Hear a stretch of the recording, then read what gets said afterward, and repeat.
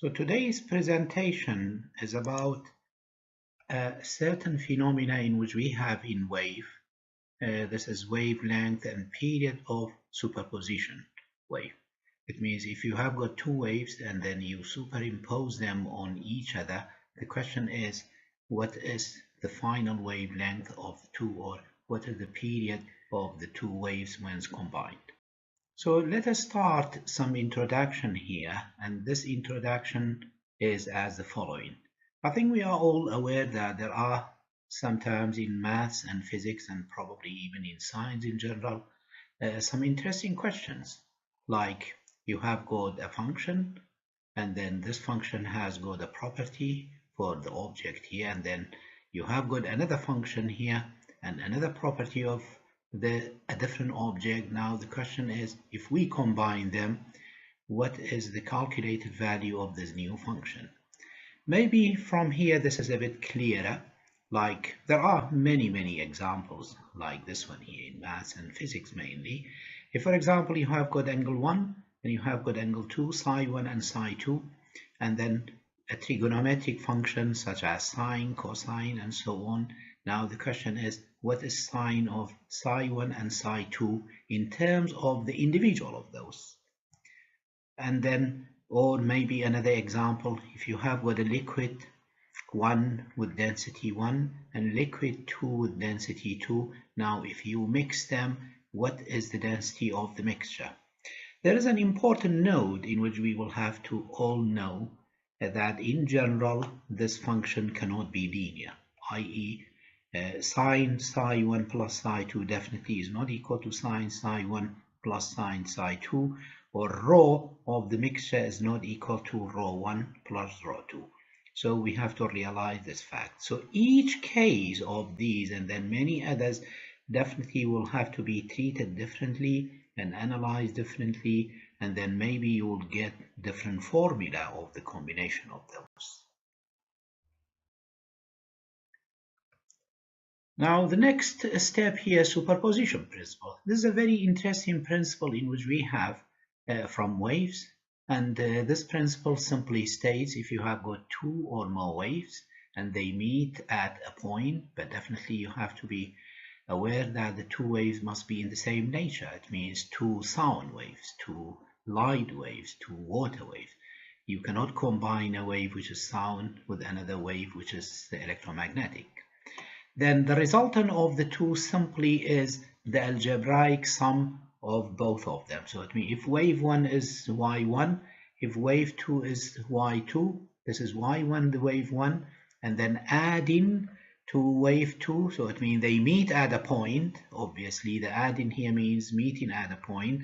They produce a new wave which may have a different property of the other. Still is wave, but definitely the wavelength or some other properties is different from the previous two. Now the question is, we analyze this factor here. The summation of the waves is fairly easy. For example here, y is equal to y1 plus y2. I'm not quite interested in that at this moment. I'm more interested in what happens to the wavelength or what happens to the period. This principle obviously can be modified to any number of waves, y1, y2, y3. And then this principle can also be applied to any type of wave, either transverse or longitudinal or mechanical or electromagnetic. So this is the principle or general principle of waves. Now, mathematics of waves. There are a few simple basics of mathematics of waves in which we need to know, although most of us, we are quite familiar with that. For example, here each different group of waves may be represented differently by a different, let us say, y. Y in water wave may be displacement, while y in the sound wave may be pressure. So it means the pressure is oscillating or changing from the smallest to the largest, and etc. Then in electromagnetic wave like light, you have got electric and magnetic field. Then certainly here wave function, which is totally different from those in quantum mechanics. But the principle in which I'm talking about here can be applied to all of them, obviously.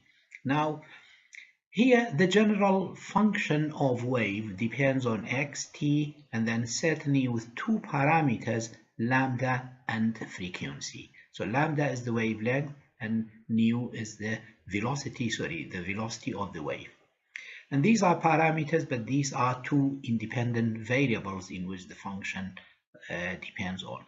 Graphical representation of wave, usually you can represent at any instance of time, then obviously y is against x. So y is geometric dimension and x is also geometric dimension. But if, for example, you take at a certain value of x, then certainly y can be represented in terms of t. So it means we take a certain value of x, and obviously y changes with respect to t. And here, the constant interval, or the peak to peak, normally is lambda, which is wavelength.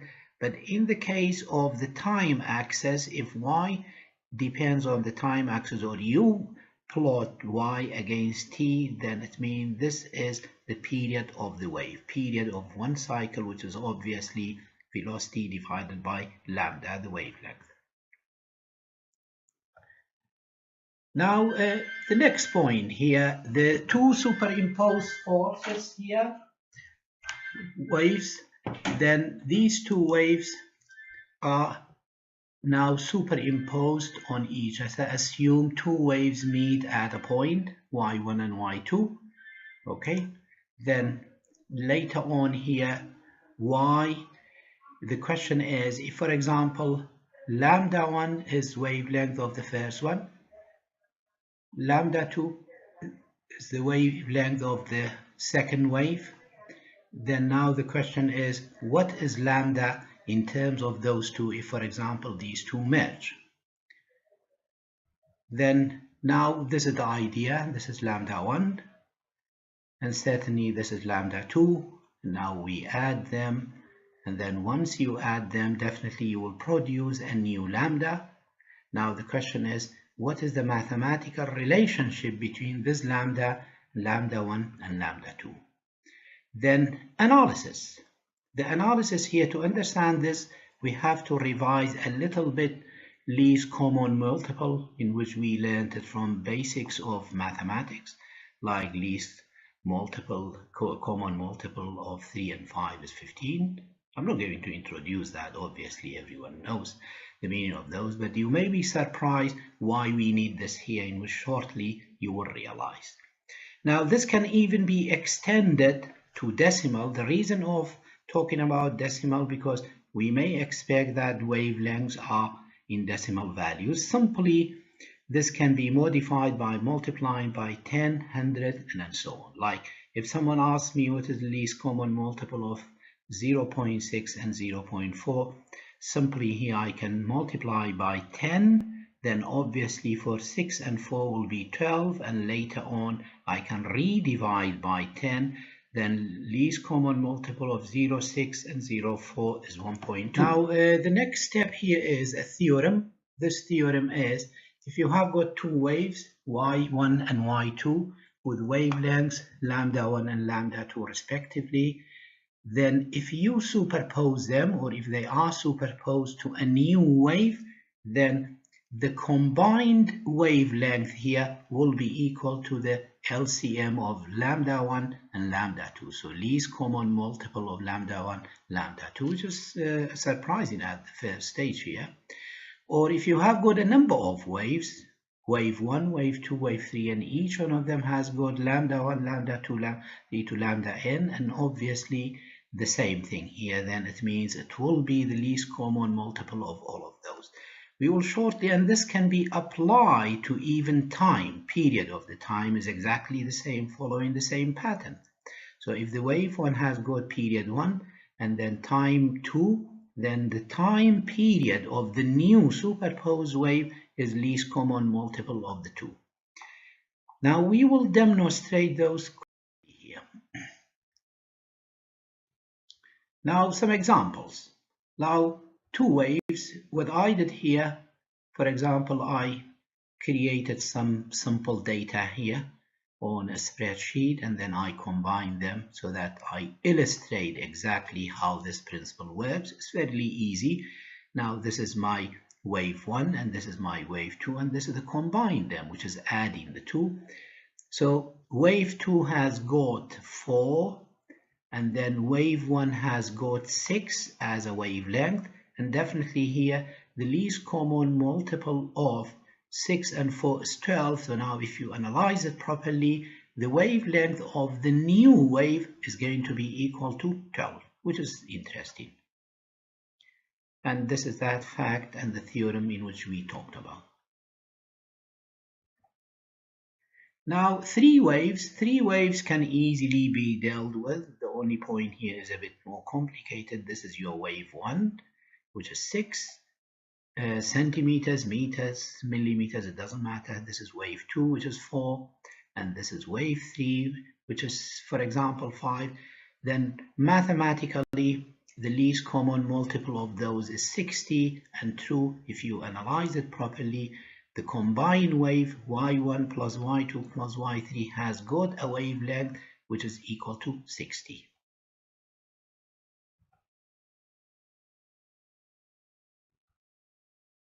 Now, trigonometric waves. Normally, for example, for simplicity in studies in which we analyze waves in terms of trigonometric functions, because it looks easy, and most cases in reality can behave like trigonometric functions, sine or cosine. Like if I have got y1, this is cosine of 2 pi x divided by lambda 1. Lambda 1 obviously is the wavelength of this, and lambda 2 is the wavelength of the second wave. So now, if I use principle of superposition, definitely I am now adding them. Once I am adding them, definitely I add the two cosines. There are some fundamental identities in which we learned it from basics of trigonometry. If I have got the summation of two cosines, I can generate the multiplication of two trigonometrics. Then I'm applying that here. Then I produce this new format of the combined function of the two waves here, and then if we assume the wavelength of lambda is wavelength of y is lambda, therefore we can see that this is the analysis of the second part. And then certainly this seems to be a bit complicated, but if you analyze it properly yourself, I'm quite positive you can get to those solutions. Now, using compound angle, cosine of compound angle to expand the left hand side. This is also a basic function we learned it from basics of trigonometry. And now the following equations can be obtained, and then if you solve those equations, then you will reach to that conclusion easily here. The above can also be extended to any number, but definitely here this analysis is a bit complicated for three waves, but I'm not going to discuss it here. I will leave it for yourself to analyze it.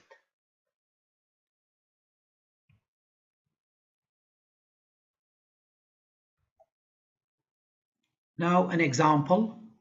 This is simply an example here in which you have got two waves, and these two waves y1 and y2, you combine them. Now this is trigonometric, by the way, here, not like the other one in which we had y1, lambda 1 is equal to 2 and lambda 2 is equal to 3, and then least common multiple of this is 6, and then now you can see easily this pattern repeats after 6 centimeters or 6 meters